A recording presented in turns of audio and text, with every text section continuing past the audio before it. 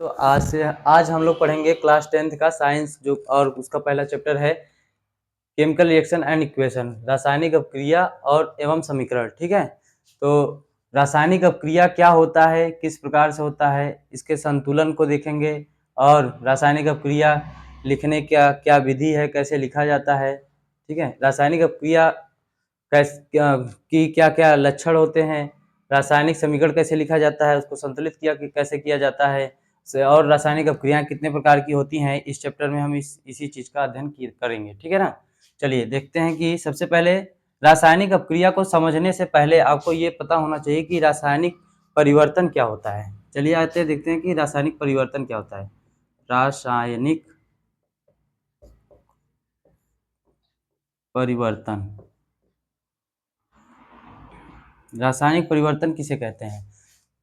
और रासायनिक परिवर्तन से पहले अगर हम भौतिक परिवर्तन के बारे में समझ लें तो रासायनिक परिवर्तन को समझने में और आसानी होगी। भौतिक परिवर्तन किसे कहते हैं, जब कोई पदार्थ अपने भौतिक स्वरूप में कोई परिवर्तन करता है। जैसे जल है, जल क्या करता है, एक बार अगर हम उसको कोल्ड कर दे, ठंडा कर दे, तो जल क्या कर हो जाता है, ठोस में बदल जाता है। यानी कि उसका पहले वो द्रव अवस्था में था, फिर उसके बाद कैसे में चला गया, ठोस अवस्था में। लेकिन कोई नया पदार्थ नहीं बना यहाँ पे। यानी कि जो जल है हमारा, वह जल ही है, लेकिन वह कैसे हो गया, अपने अवस्था में परिवर्तन कर लिया। यानी कि पहले भी वह जल था और उसके बाद भी जब ठोस अवस्था में हुआ तब भी उसके जो मॉलिक्यूल हैं वह क्या है, जल के ही हैं, यानी कि H2O ही है। तो जब कोई ऐसा परिवर्तन हमें देखने को मिलता है हमारे आसपास में, जिसमें कोई नया पदार्थ, नए गुण धर्म वाला कोई नया पदार्थ नहीं बनता है, तो ऐसे परिवर्तन को हम भौतिक परिवर्तन कहते हैं। लेकिन जब कोई ऐसा परिवर्तन देखने को मिलता है जिसमें हमें कोई नया गुणधर्म वाला पदार्थ बनता है, जिस जिस परिवर्तन में, उस परिवर्तन को हम क्या कह देते हैं, रासायनिक परिवर्तन।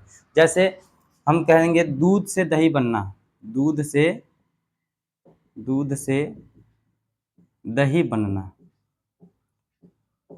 क्या है, एक रासायनिक परिवर्तन है।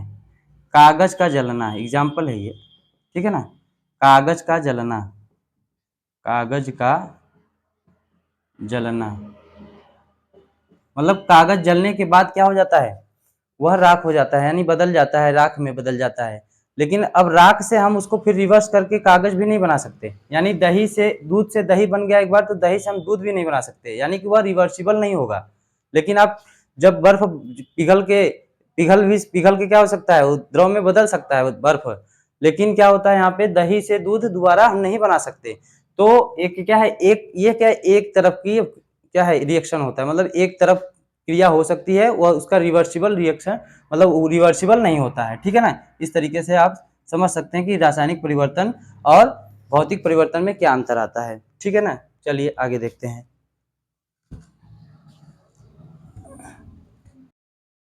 तो हम चलिए देख लेते हैं कि इसका डिफिनीशन क्या रहने वाला है। तो हम देखेंगे, देखिए, ऐसे परिवर्तन, ठीक है ना, ऐसे परिवर्तन जिसमें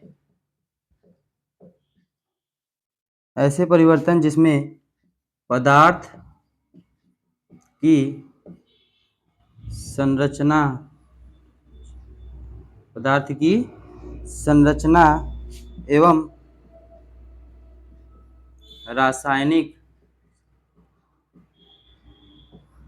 गुण धर्म, रासायनिक गुणधर्म बदल जाते हैं, बदल जाते हैं, उसे हम रासायनिक परिवर्तन कहते हैं। जैसे में तो हमें आपको बता ही दिया कि जैसे में हम क्या कहे थे, आ दूध से दही बनना, ठीक है ना, दूध से दही का बनना, ठीक है ना। एक बार आप समझ लिए, बस आप इसको नोट कर लीजिए। और क्या था, कागज का जलना, का जलना, ठीक है ना। तो बच्चों देख लीजिए, इसको उतार लीजिए। चलिए बच्चों, आपने, उम्मीद है आप इसको उतार लिए होंगे।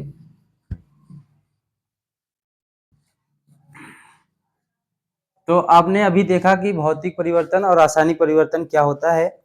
अब हम देखते हैं कि रासायनिक परिवर्तन के लक्षण क्या होते हैं, ठीक है ना।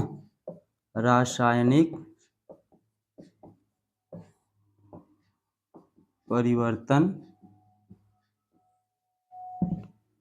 रासायनिक परिवर्तन हो गया, रासायनिक परिवर्तन के लक्षण कह सकते हैं, ठीक है। रासायनिक परिवर्तन के लक्षण नहीं, रासायनिक अपक्रिया के लक्षण। पहले रासायनिक अपक्रिया समझ लेते क्या है कि देखिए, रासायनिक अपक्रिया क्या है। जब दो या दो से अधिक पदार्थ मिलकर कोई नए गुणधर्म वाला कोई नया उत्पाद मतलब बनाते हैं, ठीक है ना। जब कोई दो या दो से अधिक पदार्थ मिलकर कोई नया गुणधर्म, रासायनिक गुणधर्म वाला पदार्थ का निर्माण करते हैं, तो ऐसे अब इसे हम रासायनिक अपक्रिया कहते हैं, ठीक है ना। जब दो या दो से अधिक पदार्थ मिलकर कोई नए रासायनिक गुण वाला पदार्थ का निर्माण करते हैं, तो उसे रासायनिक अभिक्रिया कहते हैं,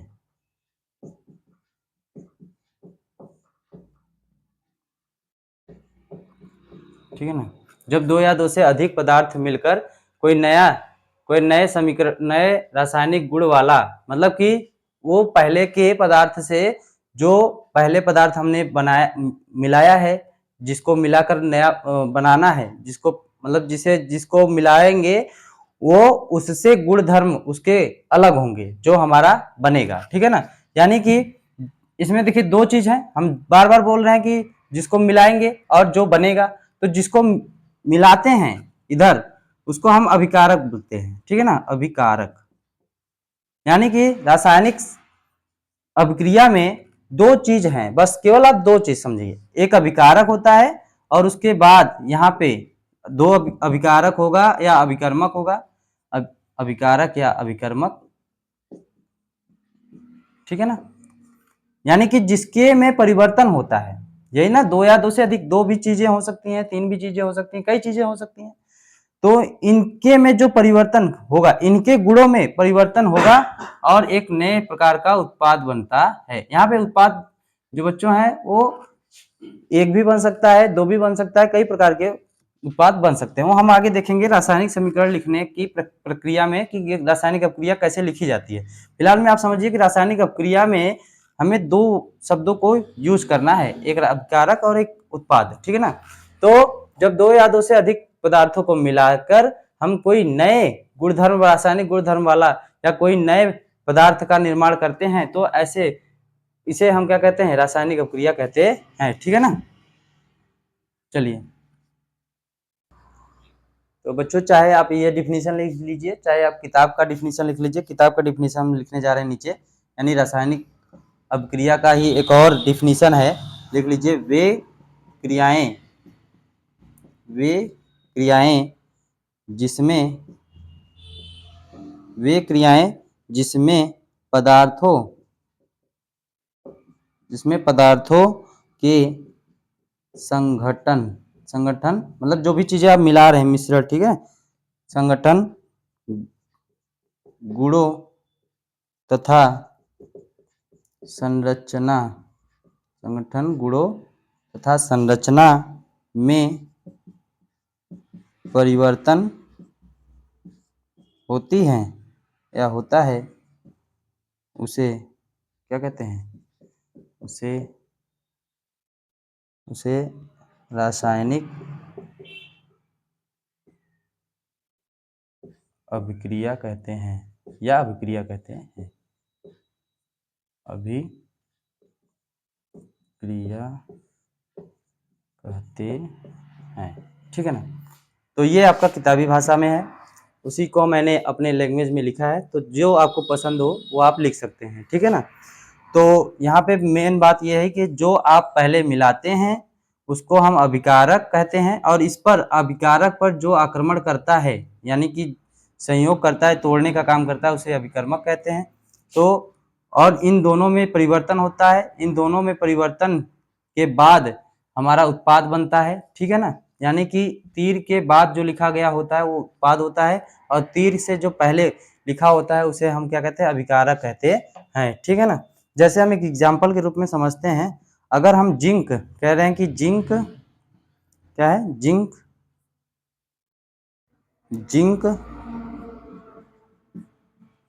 ऑक्साइड, जिंक ऑक्साइड को जब हम क्या कहते हैं, का सल्फ्यूरिक अम्ल, सल्फ्यूरिक अम्ल के साथ अभिक्रिया, ठीक है ना। देखिए सल्फ्यूरिक अम्ल के साथ अभिक्रिया कराते हैं। देखिए एग्जाम्पल के रूप में हमने लिया है कि जिंक ऑक्साइड को अगर हम सल्फ्यूरिक अम्ल के साथ अभिक्रिया कराते हैं तो क्या बनता है और समीकरण कैसे लिखा जाता है। तो सल्फ्यूरिक पहले जिंक ऑक्साइड और सल्फ्यूरिक अम्ल को मिलाने पर कोई नया चीज बना होगा, इस बात को समझिए कि जिंक ऑक्साइड और सल्फ्यूरिक अम्ल हमारा क्या है, एक प्रकार से अभिकारक और अभिकर्मक है, क्योंकि इन्हीं को मिला रहे हैं, जिन चीजों को आप मिला रहे हैं उन्हीं को हम क्या कहते हैं, अभिकारक और अभिकर्मक कहते हैं, ठीक है ना, या कह सकते हैं। तो ये क्या है, zinc oxide ZnO plus sulphuric अम्ल, इसका फार्मूला देखो बच्चों, आपको इस फार्मूले ये याद होने चाहिए, कक्षा 9 में पढ़ाया गया होगा आपको, तो ये फार्मूले नहीं आते हैं लिखने तो हम क्लास 9th के जो भी आपका चैप्टर नंबर 3 है 4 है उनमें पढ़ाया जाएगा, आप उसमें आप जाकर किताब में देख सकते हैं कि जिंक ऑक्साइड का क्या फार्मूला है। और सल्फ्यूरिक अम्ल है तो H2SO4, ठीक है ना, इस प्रकार से ये सल्फ्यूरिक अम्ल का फार्मूला हो गया। तो देखिए यहाँ पे जब अभिक्रिया होती है, ये क्या है बेसिकली, ये क्षारीय है, ये अम्लीय है, तो क्षार अम्ल क्षार का जब भी अभिक्रिया होता है तो क्या बनता है, लवण तथा जल बनता है, ठीक है ना। तो लवण क्या बनेगा यहाँ पे, ZnSO4 प्लस H2O। देखिए यहाँ पे ये भी बात चलते देखते चलिए कि यहाँ पे Zn जो है वो क्या है, ये कैसे लिख दिया हमने, जिंक सल्फेट का फार्मूला। तो देखिए हम समझा रहे हैं आपको, नीचे क्या है कि जिंक ऑक्साइड पहले कैसे लिखा गया होगा, तो जिंक ऑक्साइड लिखा गया ऐसे, Zn+2 था और O-2 था। तो जब यहाँ पे ये बैलेंस रहता है यानी इक्वल रहता है तो हम इसको हटा के ऐसे ही लिख देते हैं कि ये क्या है, ये जिंक ऑक्साइड बन जाता है, ZnO जो है ये क्या है, जिंक ऑक्साइड,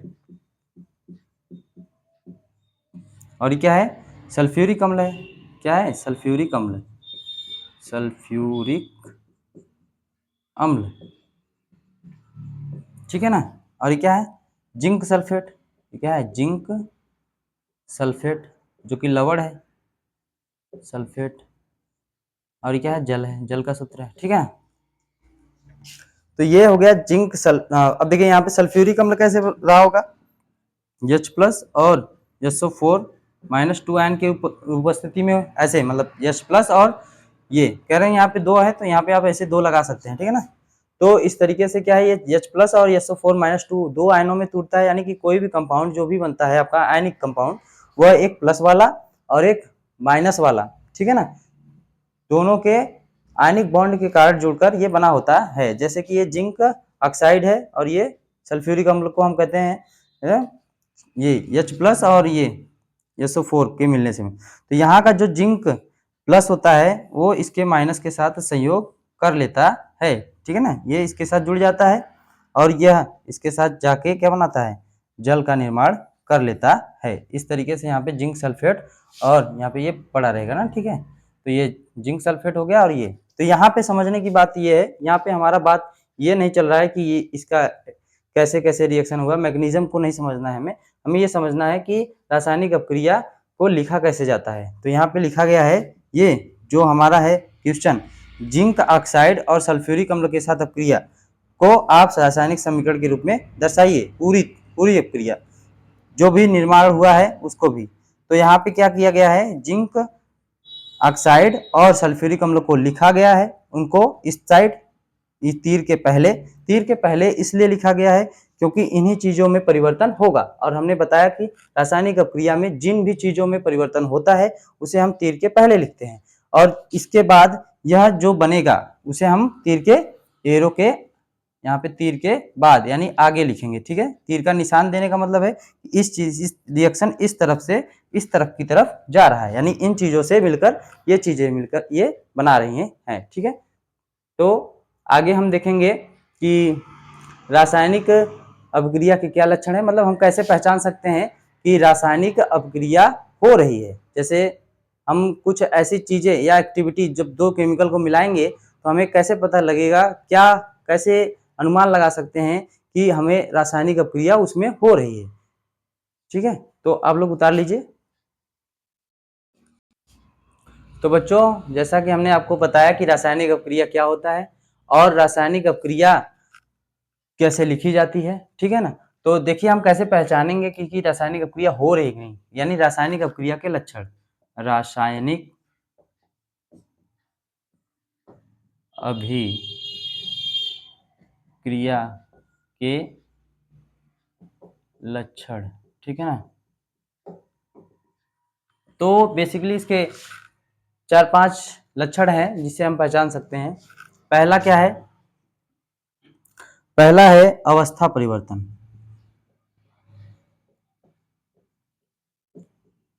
ठीक है, दूसरा है यानी कि रासायनिक अपक्रिया में जब कोई भी चीज कोई अवस्था परिवर्तन देखने को मिलता है तो उसमें हम समझ जाएंगे कि रासायनिक अपक्रिया हुई है। और दूसरा है रंग परिवर्तन। रंग परिवर्तन अभी उदाहरण देकर मैं समझाऊंगा सब कुछ, रंग परिवर्तन। और तीसरा है हमारा गैस का निकलना, गैस का निकलना। और चौथा है हमारा बच्चों ताप का परिवर्तन या ताप में परिवर्तन, ताप में परिवर्तन। ठीक है ना, ये चीजें। तो ये 4 चीजें हैं जिससे हम पता कर सकते हैं कि रासायनिक अपक्रिया हो रही है कि नहीं। ठीक है ना, समझा।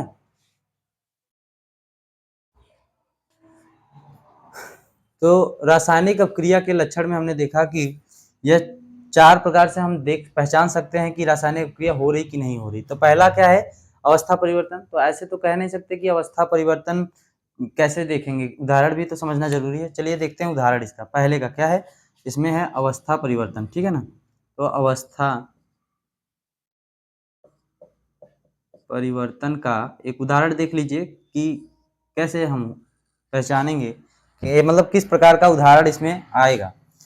तो देखिए हमारे पास 2 सॉल्यूशन है यानी कि विलयन, किसका किसका, एक है मान लीजिए सोडियम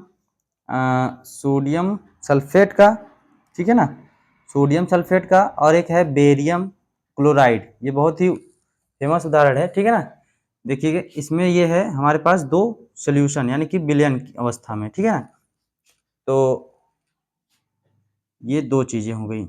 इन दोनों को जब मिलाया जाता है तो हमें एक अवक्षेप मिलता है। ठीक है, यानी सॉलिड स्टेट में। ये दोनों देखो लिक्विड स्टेट मतलब विलयन अवस्था में है, यानी कि इनको पानी में जल में घोलकर एक विलयन बनाया गया है। ठीक है ना, तो आप समझ सकते हैं कि ये विलयन अवस्था में है। और जब इनको हम क्या करते हैं, इसको इनसे रिएक्शन कराते हैं तो NaCl और क्या बन जाएगा, बेरियम सल्फेट बन जाता है। ठीक है ना, तो देख पा रहे हैं आप, ये क्या है, ये अवक्षेप प्राप्त हो जाता है। इसका क्या मिल जाता है, अवक्षेप, यानी कि सॉलिड स्टेट में ये क्या है, ठोस अवस्था में बदल जाती है। तो आप देख पा रहे हैं कि 2 विलयनों को मिलाने पर हमें क्या मिल गया, एक अवक्षेप। विलयन में रिएक्शन में क्या हुआ कि एक कोई भी चीज नीचे बैठी हुई अवस्था में अलग विलयन से अलग ठोस स्टेट में नीचे की तरफ बैठ जाती है, जिससे कि यहाँ पे क्या हो गया, एक लिक्विड से ठोस में बदल गया, यानी अवस्था में परिवर्तन हो गया। तो इस तरीके से हम बाकी जो संतुलित, इसे देखिए संतुलित वाला जो बात है, तो हम संतुलित वाले चीज में पढ़ेंगे कि हम रासायनिक अपक्रिया को किस प्रकार संतुलित करते हैं। हालांकि यहाँ पे संतुलित कर लेते हैं। देखिए यहाँ पे 2 सोडियम है, यहाँ पे कितने सोडियम है, 1 सोडियम है, तो आप यहाँ पे मोलों की संख्या बढ़ाकर 2 सोडियम कर सकते हैं। तो देखिए 2 सोडियम हो गया, और यहाँ पे क्लोरीन कितना है, 1 है, तो यहाँ पे क्लोरीन 2 है, तो 2, देखिए यहाँ पे यहाँ 1 है, लेकिन इसका 2 से मल्टीप्लाई हो गया तो ये 2 हो गया, तो यहाँ भी 2, ये भी 2, क्लियर है। और बेरियम, बेरियम का क्या है, 1 है, सल्फेट सल्फेट, ठीक है ना। तो ये इसका उदाहरण हो गया, यानी कि इसमें देखिए पहले ये क्या थे, विलयन थे, अब यहाँ पे एक कोई सॉलिड यानी कि अवस्था परिवर्तन हो गया। दूसरा देखिए रंग परिवर्तन का उदाहरण। तो रंग परिवर्तन का क्या उदाहरण है, जैसे कि बहुत ही फेमस है, एक कॉपर सल्फेट के विलयन में जब हम आयरन यानी लोहे के टुकड़े को डालते हैं, तो कॉपर सल्फेट का जो अपना नीला रंग होता है वो गायब हो जाता है, ठीक है ना। तो उसका उदाहरण यहाँ पे दे सकते हैं कि जब हम कॉपर सल्फेट के विलयन में, कॉपर सल्फेट का सूत्र होता है CuSO4, ठीक है ना, और इसमें जब हम आयरन के लोहे के छोटे छोटे टुकड़े डालते हैं तो उसका नीला रंग गायब हो जाता है, यानी रंग परिवर्तन हो जाता है। तो यहाँ पे क्या हो जाता है, आयरन सल्फेट हो जाता है, ठीक है ना, और क्या बन जाता है, Cu विस्थापित हो जाता है। ये हालांकि विस्थापन क्रिया है, और ये कैसा है, द्विविस्थापन क्रिया है, ठीक है। अभी हम लोग इसके बारे में पढ़ेंगे कि अपक्रियाएं कितने प्रकार की होती हैं, वो आगे देखेंगे। यहाँ पे आप समझ आना ये चाहता हूं मैं कि आप कभी कभी देखिए रिएक्शन में ही आपको, हमने मान लीजिए कॉपर सल्फेट एक लिया, उसमें लोहे के टुकड़े डाले, अब हम आंख से ही देख कर इसमें नीला रंग गायब हो गया, तो हम देख कर ही बता पा रहे हैं कि इसमें क्या हो गया, इसका नीला रंग पहले था अब गायब हो गया, तो हम बता पा रहे हैं कि रासायनिक अपक्रिया इसमें हुई है। बस इतना आप समझिए, इसमें अभी यही समझना है। इसका एग्जाम्पल देख लीजिए, इसका एग्जाम्पल क्या है कि गैस का निकलना। आप बहुत ही आगे पढ़ेंगे, हमेशा अम्ल क्षार लवण वाले चैप्टर में हम पढ़ाएंगे आपको कि जब हम किसी अम्ल में कोई जैसे कि कोई धातु डालेंगे, मेटल, तो जैसे कि इसमें देखिए HCl, ये क्या है, अम्ल है, कोई एसिड है, और उसमें कोई मेटल डाल दिए। जब कोई मेटल किसी अम्ल में डाला जाता है तो हाइड्रोजन गैस निकलने लगती है, सीधी सी बात है, H2 गैस, ठीक है ना। यहाँ पे देखिए ZnCl2, ठीक है ना। ये फार्मूला कैसे लिखा जाएगा, ये जिंक क्लोराइड हो गया, इसका नाम क्या है, जिंक क्लोराइड, और इसका नाम क्या है, जिंक है, और इसका नाम क्या है, हाइड्रोजन क्लोराइड, या आप कहते हैं हाइड्रोक्लोरिक एसिड, हाइड्रोक्लोरिक एसिड कहते हैं, हाइड्रोक्लोरिक अम्ल कह सकते हैं, ठीक है। ये क्या है, कॉपर सल्फेट है, कॉपर सल्फेट लिख दें, आपको लिखने में दिक्कत हो तो मैं लिख देता हूँ, कॉपर सल्फेट, ठीक है। और ये क्या है, आयरन सल्फेट, आयरन सल्फेट, ठीक है, आयरन सल्फेट हो गया, ये कप, इसको विस्थापित कर दिया, ये जिंक हो गया, ये जिंक क्लोराइड हो गई, ठीक है ना, जिंक, जिंक क्लोराइड, क्लोराइड, ठीक है ना। ये तो हाइड्रोजन है, आप सब जानते हैं इसका नाम, हाइड्रोजन गैस निकलने लगी। तो इसमें समझने की, पूरा रिएक्शन नहीं समझना है आपको, बस इतना समझना है कि हाइड्रोक्लोरिक एसिड सर ने लिया होगा, या कोई भी एसिड हमने लिया होगा, उसमें कोई भी मेटल यानी कि सक्रिय धातु, ठीक है ना, सक्रिय धातु यानी कि सक्रिय धातु डालेंगे जब, तो उसमें से एक कोई भी गैस, जो कि अभी पता नहीं है आपको कौन सी गैस है, लेकिन गैस आपको निकलती हुई दिखाई दी। जब गैस निकलती हुई दिखाई दी तो आपको यह पता चल गया कि इसके अंदर जो चेंजेस हुए हैं या परिवर्तन हुआ है, वो क्या हुआ है, रासायनिक परिवर्तन हुआ है, यानी रासायनिक अपक्रिया हुई है। इस प्रकार से आप समझ पाएंगे, ठीक है ना। तो देखिए, और ताप परिवर्तन, ताप परिवर्तन वाले का वो हर एक उदाहरण जो आप ऊष्माक्षेपी अपक्रिया में पढ़ सकते हैं, यानी कि जिसमें आप देखते हैं कि ऊष्मा उत्सर्जित होती है, यानी कि उस, देखिए हम देते हैं आपको, जैसे आप मेथेन, मेथेन को जब हम दहन अपक्रिया कराते हैं, मेथेन का दहन अपक्रिया कराते हैं तो क्या बनता है, कार्बन डाइऑक्साइड गैस निकलती है और जल बनता है, ठीक है ना, ये बनता है। तो कार्बन डाइऑक्साइड गैस और जल बनता है, और उष्मा भी निकलती है, ठीक है ना, उष्मा, ठीक है ना। तो यहाँ पे क्या हो गया, एक कार्बन है, एक कार्बन है, एक, दो ऑक्सीजन है, दो ऑक्सीजन है, ठीक है ना। यहाँ पे 4 हाइड्रोजन है, लेकिन यहाँ पे क्या है, ये है, ठीक है। तो यहाँ पे 4 हाइड्रोजन हो गया, ये 4 हाइड्रोजन बैलेंस हो गया, यहाँ पे इसका क्या हो गया, 2 ऑक्सीजन यहाँ पे बढ़ गया, और 2 ऑक्सीजन यहाँ पे, 4 ऑक्सीजन इस साइड हो गया, और 2 ऑक्सीजन यहाँ पे बढ़ा देंगे, 2 मोल, तो यहाँ पे क्या हो जाएगा, ये बैलेंस हो जाएगा। तो ये इसका उदाहरण हो गया, ठीक है ना। कि जब मीथेन का हम दहन क्रिया कराते हैं तो हमें कार्बन डाइऑक्साइड गैस और जल और ऊष्मा प्राप्त होता है। इस प्रकार से आप समझ पाएंगे कि रासायनिक अभिक्रिया के क्या क्या लक्षण हो सकते हैं। हमने ये समझा कि हम कैसे देख कर ही बता सकते हैं कि रासायनिक क्रिया हुई है कि नहीं हुई, ठीक है ना। तो धन्यवाद।